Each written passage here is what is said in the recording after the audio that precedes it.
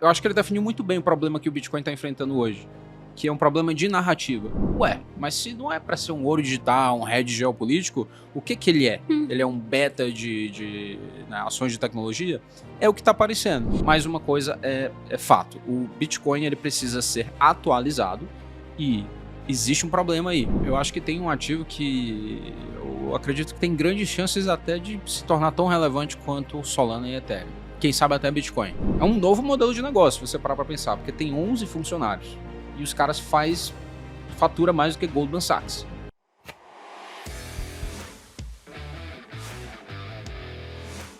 Fala pessoal, tudo bem? Sejam todos muito bem-vindos a mais um Trader Talks e hoje num cenário aqui diferente. A gente está diretamente do BTG Summit 2026, eu e a Gabi. E aí, Gabi? E aí, galera, tudo certo? Tá achando legal o evento? Primeira vez, né, no Summit? Primeira vez no Summit, tô adorando, tô curtindo bastante. Exatamente. E para esse episódio especial, a gente tem que trazer uma pessoa especial, que é o que a gente fala. Tem episódios ali que às vezes são pessoas próximas, o episódio já fica diferente, mas é o nosso grande amigo e parceiro, Walter Rebelo, Head de Cripto da Empíricos. E aí, Valtinho, como que você tá? Tudo Fala, bem? meu amigo. Obrigado pelo convite que vocês fizeram aí. Pô, estamos aqui nesse evento maravilhoso, cheio de cabeças boas aqui, né, pra gente acompanhar. Muita palestra boa, muito expositor legal. Vamos aproveitar bastante. Exatamente, tem muito stand, é um evento aqui para os nossos parceiros e alguns clientes também, então o evento está super legal. E a gente trouxe o Walter hoje para falar um pouquinho sobre cripto, né? E até é curioso a gente olhar o evento aqui do Summit, que tem vários escritórios da nossa rede do B2B, e como que cripto tem sido cada vez mais aceita dentro desse meio também. Antes era uma coisa de nicho, mas eu acho que hoje em dia já extrapolou muito isso, já passou dessa fase do nicho, então acho que é muito interessante trazer você aqui para isso. Primeiro, vamos só recapitular um pouquinho, Valtinho. Primeiro, se apresenta para quem não te conhece, já tem um episódio com o Walter, mas se apresenta ali, se você puder falar em 2 minutinhos a sua trajetória, para depois a gente comentar sobre o cenário atual de cripto, que está bem desafiador, mas a gente quer tirar desse episódio se existe alguma oportunidade nisso ou não. É um prazer, galera. Para quem não assistiu o primeiro episódio, né, eu sou Head de Research hoje da Empíricos Research, especificamente de cripto. E eu desenvolvo estratégias quantitativas, sistemáticas, né? A gente troca muita ideia sobre isso e provavelmente a gente vai tocar nesse assunto aqui nessa conversa hoje. Estou no mercado desde 2019, sou formado em economia, tenho mestrado em ciência de dados e eu utilizo esses conhecimentos de múltiplas áreas para tentar tomar a decisão certa no meio de incerteza, no meio de loucura volátil que é esse mercado de criptoativos. Exatamente. E, cara, vamos lá. Primeiro ponto. Qual que é a situação atual do mercado de cripto? O Bitcoin caiu bem nos últimos meses, né? O Ethereum, todas as outras criptos caíram também. Eu sei que você tem algumas estratégias que se aproveitam desse movimento, mas se eu puder explicar para quem não está entendendo o que está acontecendo, a que se deve esse movimento de queda? Qual que é o landscape aqui que a gente tem hoje para cripto? Cara, uma coisa me surpreendeu sobre essa última queda, né? Quem está no mercado está interpretando isso como já estamos em um bear market. Né? Sim. Drawdown de 50%, basicamente. Né? O Bitcoin saiu de 126 mil no dia 10 de outubro e hoje a gente está aqui próximo da faixa de 65 mil. Diferente de outros bear markets, como por exemplo 2022, que tem uma infraestrutura de mercado já muito mais similar com o que temos hoje, diferente se for comparar com 2017 ou anos passados, o crash de cripto, né, foi causado primordialmente por fatores macro, né, que você teve ali juros começando a subir, juros zero criou uma série de distorções, inclusive, né, as várias shitcoins, né, chamadas pejorativamente, muitas explodiram para cima, depois devolveram tudo. Né? Inclusive, né, muita gente perdeu uma baita grana nessas moedinhas. Mas isso aí foram distorções de mercados que foram causadas por juros a zero.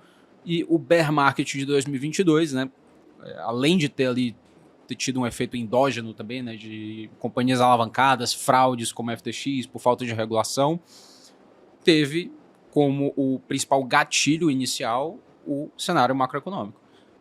No cenário atual, a gente não vê spread de crédito explodindo, a gente vê inflação ancorada, a gente não tem uma expectativa de que o Fed vai subir juros adoidado. Então, poxa, uma situação que geralmente é positiva para ativos de risco. Por que o Bitcoin não está performando bem? Ele está muito correlacionado com, por exemplo, ações de software, né? O IGV está caindo para caramba, né? Um dos ETFs de lá software. fora, exato. Trade rotacional. Então, o Bitcoin, eu achei muito interessante, acho que uma carta do gestor da Spectra, que eu acho que ele definiu muito bem o problema que o Bitcoin está enfrentando hoje, que é um problema de narrativa. O Bitcoin ele já foi, todo ciclo ele tinha uma grande narrativa. A nova moeda do mundo, vai substituir o dólar. É o ouro digital agora. Não, é uma ação de tecnologia. Todos esses argumentos, eles não se seguraram em momentos cruciais, como, por exemplo, o momento agora de geopolítica do mundo, Trump, tarifa. Você viu o dólar sendo vendido e o Bitcoin também sendo vendido. Mas se não é para ser um ouro digital, um hedge geopolítico, o que ele é? Ele é um beta de ações de tecnologia? É o que está aparecendo.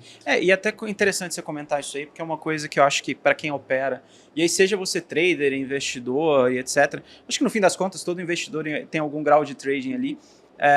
Quando a gente tem movimentos de crise no mercado, geralmente as correlações elas aumentam muito, né? Então, eu acho que isso não é só particular do Bitcoin. Quando a gente olha o ouro, por exemplo, é muito comum no mercado, no movimento de crise, o ouro, na verdade, cair junto. Assim, por mais que o ouro tenha subido mais recentemente por diversos fatores, mas no momento mesmo da crise, essa correlação ela se aproxima muito.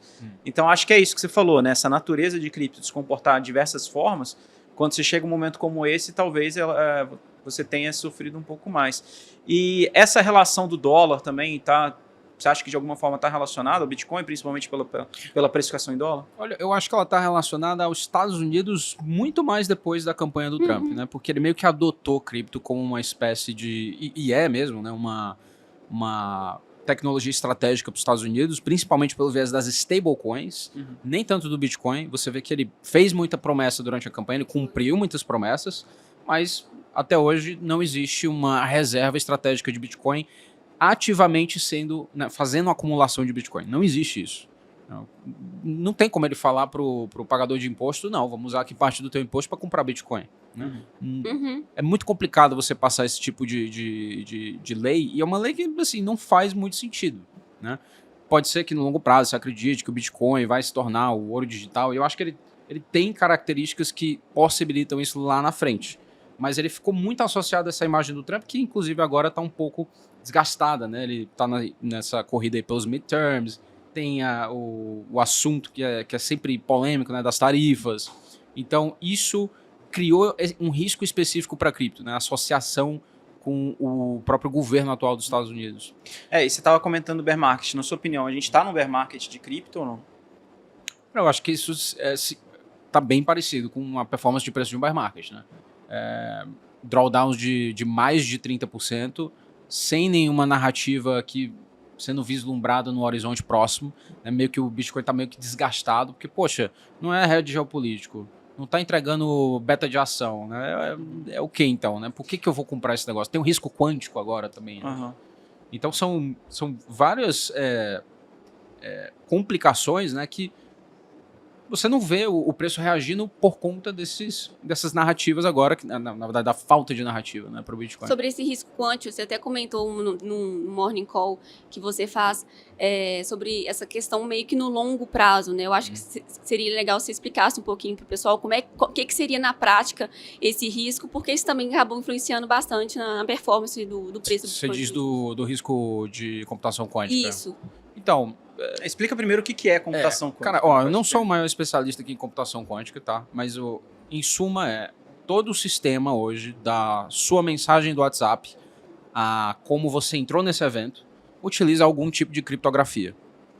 Se você manda uma mensagem para sua conta do Google, né, você está lá acessando a conta do Google, você está utilizando o protocolo HTTPS, que é como você manda mensagens para um servidor de forma criptografada que nenhuma pessoa consiga ver essa mensagem passando e, sei lá, extrair informação. Aí você consegue validar a informação sem necessariamente precisar revelar qual que é. Né? Exato. Então, toda a criptografia do Bitcoin, né, toda não, né, mas partes da criptografia do Bitcoin, elas estão vulneráveis a essa nova tecnologia que é a computação quântica. Que, em suma, vai fazer o quê? Ela consegue quebrar algoritmos por conta que a computação deles não é 0 ou 1, ela não é binária, ela é um espectro. E aí, eu não vou saber aqui explicar com tanta profundidade como alguém que entende dessa área, mas uma coisa é fato. O Bitcoin ele precisa ser atualizado e existe um problema aí, porque a Apple já está tomando medidas para instalar a criptografia pós-quântica nos seus aparelhos, nos seus produtos.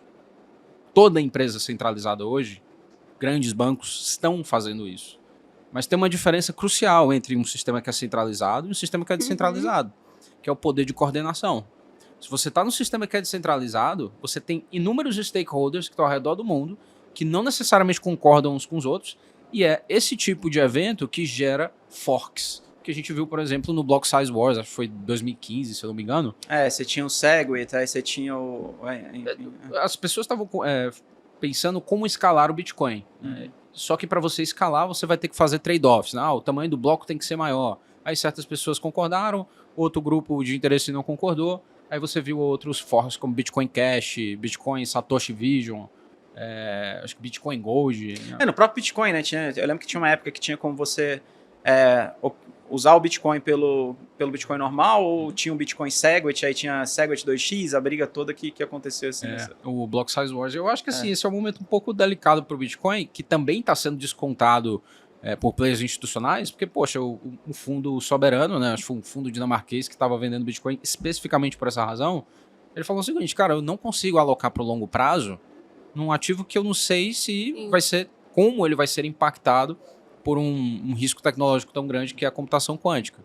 Então, mas quer dizer que é o fim do Bitcoin? Onde que seria a principal ponto de fragilidade do Bitcoin aqui? Tem alguns pontos, mas em suma, cerca de, se eu não me engano aqui, eu posso estar aqui próximo, um pouquinho distante do número, mas eu acho que é 30% do supply hoje de Bitcoin, que está em carteiras antigas, está frágil. Ele pode ser invadido e pode ser tradeado a mercado, por exemplo. Aí tem gente que especula, o cara pode fazer uma DAT, né, uma Bitcoin Treasury Company para fazer ainda mais dinheiro. Cara, aí você já está especulando muito no futuro. Né? Quem é que quer tomar esse risco? O institucional não é.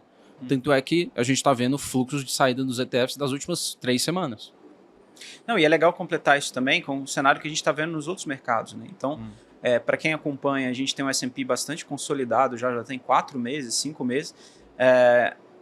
O S&P de fato não anda, tá? Tem aquela tendência anterior de alta, de fato ainda é uma tendência de alta, mas assim, no curto prazo o S&P não está se mexendo muito puxado pelas empresas de tecnologia, que até então estavam avançando e começaram a desacelerar. É curioso, porque quando você olha a ação média do S&P, que eu brinco que é o S&P por baixo da superfície, ele está andando, né? Você olha o S&P Co8, você olha o preço médio mesmo, a performance média das ações do S&P, a gente tem um movimento de alta, mas quando você olha principalmente para as empresas de maior concentração no S&P, você tem uma lateralidade acontecendo há bastante tempo, inclusive porque, de certa forma, você tem uma grande interdependência entre elas, que eu acho que é uma coisa que muita gente fala sobre isso também. Então, a empresa X compra o chip da Y, que aplica no Z, então, assim, isso acontece bastante também. Em contrapartida, você tem todo um fluxo indo para países emergentes, América Latina se beneficiando disso, empresas de commodity petróleo voltou a subir, então Brasil meio que se expõe duplamente, por ser um país emergente, por ter uma exposição a commodities muito grande, e aí você vê Bolsa do Brasil voando, você vê Coreia do Sul, apesar de não ser commodity, mas assim, entra um pouco na basket de emergentes ali performando bem, Índia já vem performando bem nos últimos 4, 5 anos, então assim, a narrativa que até 3 anos atrás era uma narrativa de aumente cada vez mais a sua exposição nos Estados Unidos, hoje, principalmente com toda essa discussão que você trouxe de tarifas, etc., você começa a ter uma discussão de que, olha, talvez seja bom agora reduzir um pouco de exposição nos Estados Unidos.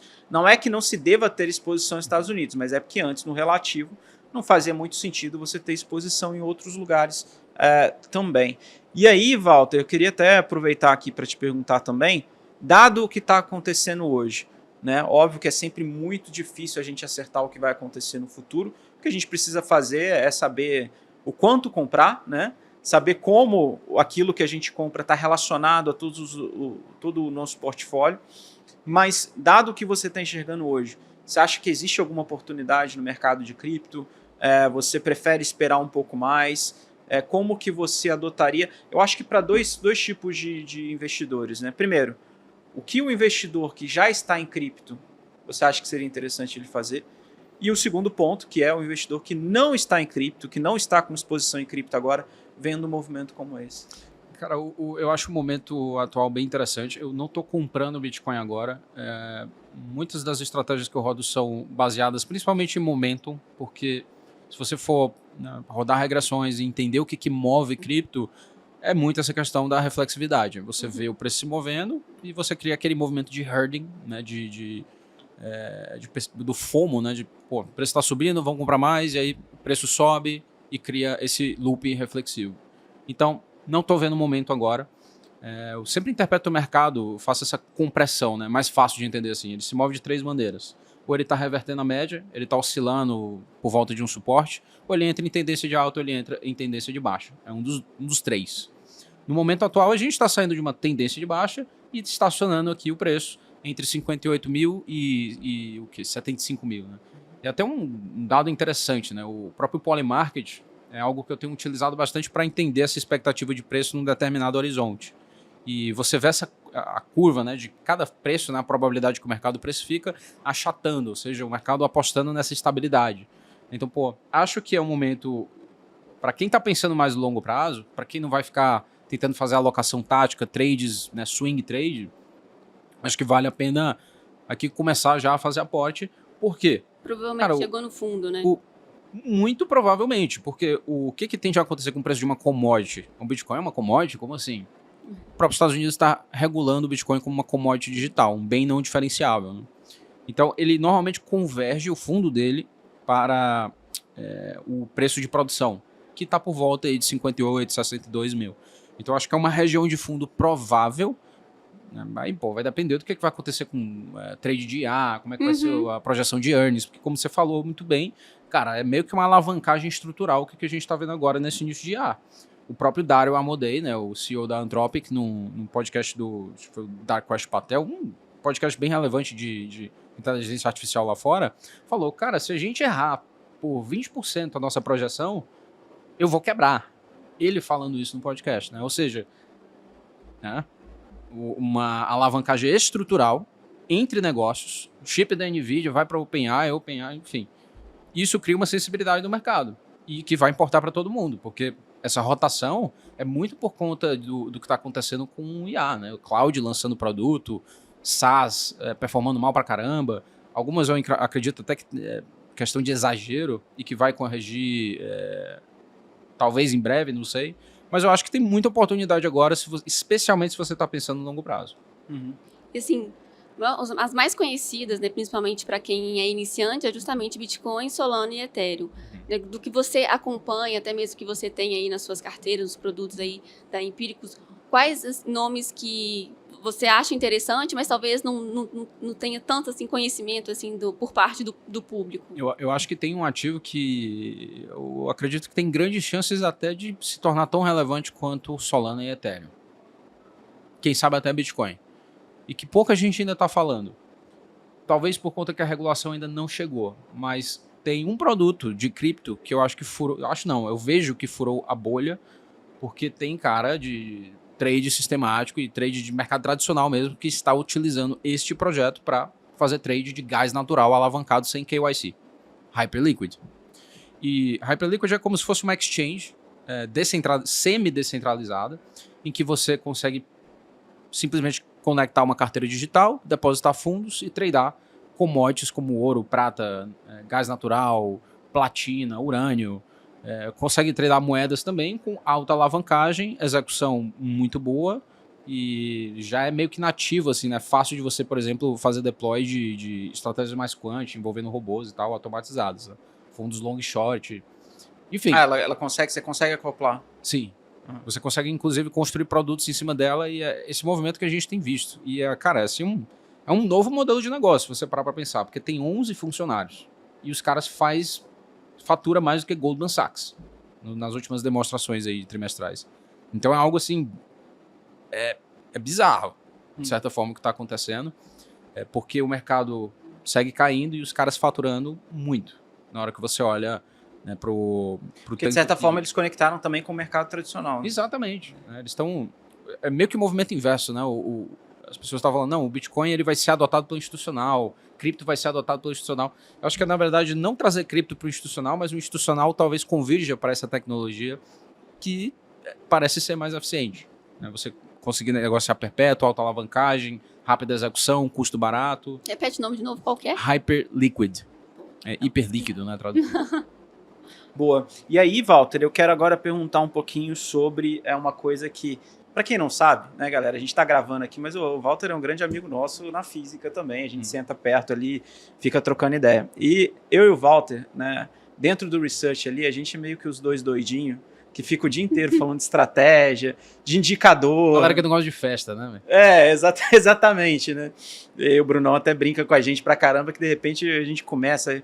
Não, porque é uma cadeia de Markov, porque a regressão do coeficiente angular... Alfa ortogonal. Outro dia ele falou um alfa ortogonal. Eu falei, Senhora. caramba.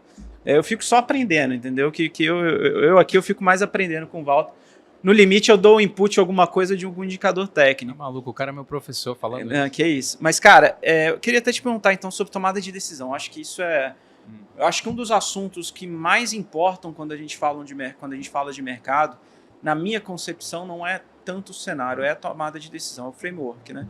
Como que você vai tomar a decisão de uma forma consistente? Como que você vai saber que você está tomando decisão boa ou decisão ruim? E uma coisa que até a gente costuma falar, o mercado ele é para quem tiver curiosidade, depois procura sobre equilíbrio bayesiano. Por que isso, né? Você tem uma informação, você tem incerteza, de repente o mercado te joga mais informação, você recalcula as probabilidades na sua cabeça e assim você vai recalculando probabilidades conforme as informações aparecem. Explica pra gente um pouquinho como que é o seu processo de tomada de decisão. Sempre foi assim? Mudou recentemente? Você junta fundamento, não junta fundamento? Como que você faz hoje isso? Cara, primordialmente hoje eu olho para números. A narrativa tal vai explodir. A moeda da IA vai pipocar. Eu preciso ver isso no número e eu preciso testar um sinal. Até porque cripto é mais difícil você ver fundamento em si, né? Exato. Muitas das coisas... 90% de cripto, 99% de cripto, e para quem não sabe, né, tem milhões de moedas, porque é um mercado aberto, qualquer pessoa consegue lançar uma moeda numa plataforma de ICO, por exemplo, livremente. Então, eu normalmente fico ali abaixo do top 100. Não abaixo do top 100, né? Do top 100 para o top 1. Então, esse universo é o que mais me interessa. Porque esse é o universo mais líquido, esse é o universo onde você geralmente vai ter mais fundamento e você vai conseguir ter sinais que, de fato, entregam algum edge, alguma vantagem informacional. E, cara, explicando de forma bem simples, assim, como eu... Né, e assim, é um processo que ele evolui ao longo do tempo, né? Você tá sempre tomando decisão e sempre, quase que literalmente, escrevendo como você tomou aquela decisão, né? Aí, dependendo do seu framework, vai ser algo mais automatizado ou menos automatizado, mais manual mesmo. Mas toda decisão que você toma é uma hipótese. E é uma hipótese que tem que ser embasada em algo. Porque você está tomando risco, seu hit rate não é 100%, é 53%, 51%. Então, toda tomada de decisão é uma hipótese. Como que eu invalido a minha hipótese? Se eu acho que o Bitcoin vai subir a partir de agora. Stops. Stops eu acho que é uma das melhores invenções que eu não sei se foi a escola técnica que criou isso, né? Mas eu acho que é sensacional você colocar um trailing stop, porque ele vai te salvar de muito drawdown em cripto. E, cara, depois desses pequenos ajustes que você vai fazendo ao longo do tempo, teu processo vai melhorando, você vai enfrentando menos volatilidade, vai tendo mais retorno ajustado ao risco, dentro de uma classe de ativo que as pessoas geralmente não pensam dessa forma. Elas pensam, não, é especulativo, vou botar aqui um cacareco para ver se explode. Eu acho que essa estratégia é válida. E a pessoa considera que o stop é se o ativo for a zero, né? Exato. Então, assim, não precisa ser uma opção, né? Você pode tentar enxergar de diferentes maneiras como que está a acumulação de algo, como, né, tu olha muito para indicador técnico, para padrão gráfico. Cara, essa é uma maneira, né? É como se você pegasse um RSI e você fosse testar ele contra retornos futuros utilizando o histórico de um ativo. Você vai ver se de fato aquilo ali tem alguma vantagem informacional que você consegue explorar para ao longo do tempo você ter consistência na tomada de decisão. E não só isso, também combinar elementos, né? Exato. Hoje, eu sei que obviamente a gente não vai abrir um modelo aqui, mas hoje, até mesmo para dar um insight para quem um dia quer desenvolver algo igual você desenvolveu, para quem não sabe, o Walter ele toma decisão baseada num grande sistema que ele montou, É um sistema bem robusto, assim, eu tive oportunidade de, igual um mecânico, né, ir para baixo do carro ali, abrir o capô e poder ver como que tá funcionando. Mas, cara, explica de maneiras gerais o que esse sistema considera. Cara, é simples. O sistema, o cara que mexe com trade sistemático, ele é basicamente um encanador. Ele precisa encanar dados e fazer esses dados serem transformados em informação útil sobre ativo. E aí você pode ver, né, basicamente o fluxo funciona da seguinte forma. Você tem dados brutos, sei lá, dados macro, dados de preço. Depois disso você vai extrair features, né? E aí vai um pouco da escola do... O que são essas features? Features são sinais. Tá. Sei lá, o ratio do volume por market cap. Pode ser uma feature, né? Você pode ter milhões de features. As AQRs, as Citadels, esses caras trabalham com features em diferentes horizontes e de microestrutura, features de sentimento, features de indicadores técnicos, features de momento, features de value. Aí você vai um pouco ali para aquela área do factor investing, né? Você tenta ali entender que fatores... Decompor o mercado. Exato. Você vai tentar decompor o retorno de um ativo. Então você cria esse pipeline, avalia sinal por sinal versus cada ativo e vê qual daqueles sinais vai ter ali algum edge informacional. No fim das contas, né, a criação de portfólio é uma seleção parametrizada que depois de todo esse filtro, toda essa análise de sinais, você vai ter, compra esse ativo, esse ativo, esse ativo. E aí você vai fazer a alocação, que aí você pode usar diferentes técnicas. O que eu prefiro, o que eu estudei, que eu vi que faz sentido dentro de cripto é risk parity. Você vai tentar entender como que cada ativo deve contribuir para um target de volatilidade dentro da carteira, e a outra técnica seria o target de volatilidade. Bom, eu quero uma volatilidade anualizada aqui desse portfólio de 55%, algo parecido com o Bitcoin. Quero de 70%, sou um cara com um perfil mais arrojado. Então, é um processo de transformação de dados que, no final das contas, vai te cuspir a decisão que você precisa tomar. E aí, o analista, o processo de research, ele se torna, não você ficar olhando no jornal o que está acontecendo, isso também, isso importa, mas você tentar observar como essas narrativas, esse ruído lá de fora está se expressando, se manifestando nos preços e nos sinais. Uhum. E tem uma pergunta, assim, mais uma curiosidade. Você conhece sobre cripto tem mais ou menos quanto tempo? Olha, a primeira vez que eu ouvi falar de criptoativos foi em 2015, eu não comprei. Eu morava fora e aí me interessava um pouco assim por tecnologia. Quando eu vim para o Brasil, morei fora, né, estudei fora e tal, eu fui cursar economia no INSPER e lá tinha uma entidade que tratava só de blockchain. Aí foi 2019. E aí foi quando eu comprei o meu primeiro Bitcoin, primeiro Ethereum, né? Coisa simples ali, comprei com pouco dinheiro. Eu pergunto porque hoje sua análise é bem robusta, né, até mesmo porque... Não era assim no começo. Então, justamente. Como é que era a análise do Walter no começo e, assim, o que você conseguiu ver naquela época que, às vezes, funciona até hoje, ou pequeno ajuste, assim, mas que a base continua a mesma? Olha,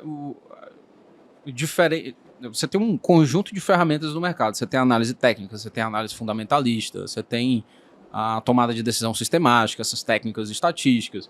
Enfim, são técnicas que estão aí para todo mundo aprender, só que a depender do seu perfil, uma coisa vai funcionar mais, outra coisa vai funcionar menos. Eu não acho que o DCA é necessariamente ruim, né? Você fazer aporte todo mês no Bitcoin. Mas para mim, que sou um cara que vivo do mercado, tô de olho nele 24 horas por dia, quase 7 dias por semana. Não, na verdade é o contrário, né? 7 dias por semana eu tô ligado nele, quase 24 horas por dia.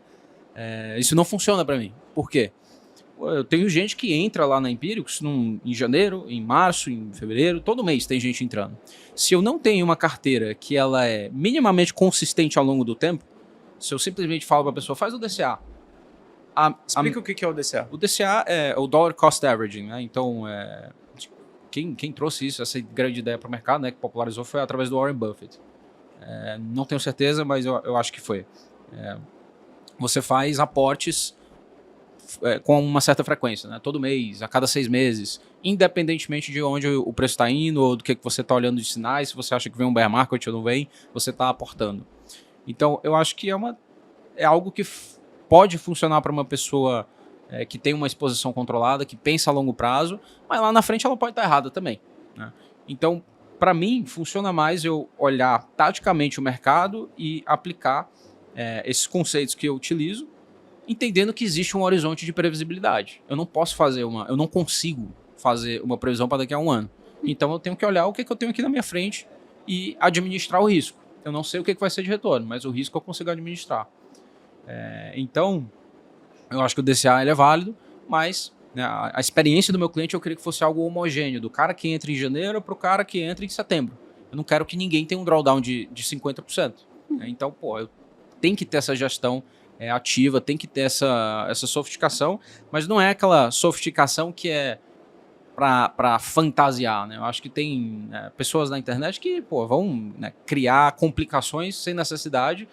No fim das contas, o que importa mesmo é o PNL. Se você está batendo Bitcoin, você está fazendo um trabalho satisfatório. Se você tiver o retorno absoluto, melhor ainda. Uma coisa que eu costumo falar é que assim, no mercado as coisas têm que ser o mais simples possível. E esse possível é muito importante, porque não é ser simplesmente mais simples, porque às vezes você acaba se tornando simplório, então você perde qualidade, você perde entrega. Eu também não acredito muito nessa ideia de que, não, tem que ser sempre muito simples. Porque geralmente muito simples acaba virando uma desculpa para você fazer algo que não tem uma robustez, não tem uma qualidade. Mas é simples ou possível, ou seja, até onde você consegue tirar coisas sem perder a qualidade da análise. Isso que você trouxe é muito importante. E quando você olha também, então até para deixar para quem for assistir esse episódio, se você pudesse elencar quais são as coisas mais importantes para a pessoa sempre se manter atento em cripto para fazer uma boa análise, quais seriam elas? Cara, eu pararia de ficar prestando atenção muito em manchete. Eu acho que manchete pode confundir.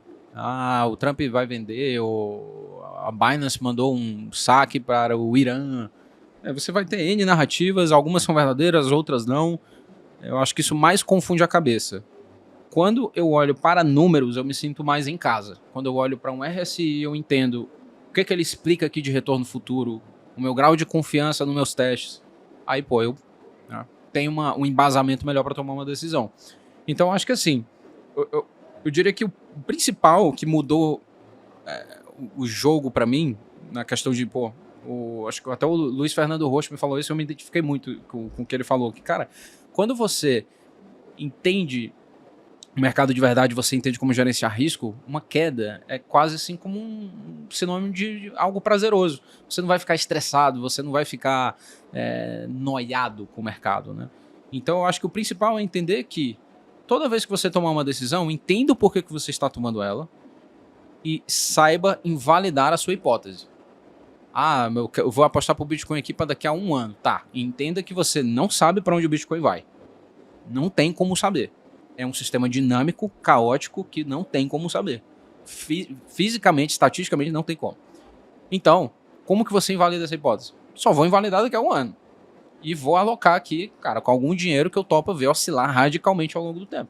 O Bitcoin tem 55% de vol anualizado. Né? Então, vai balançar no meio do caminho como está balançando agora.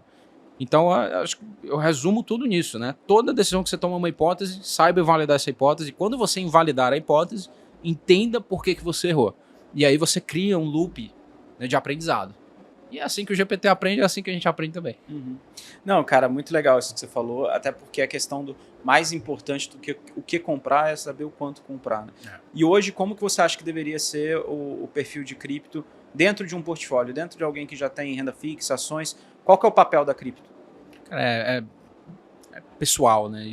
Mas assim, a narrativa que tem sido vendida de cripto, né, é um diversificador.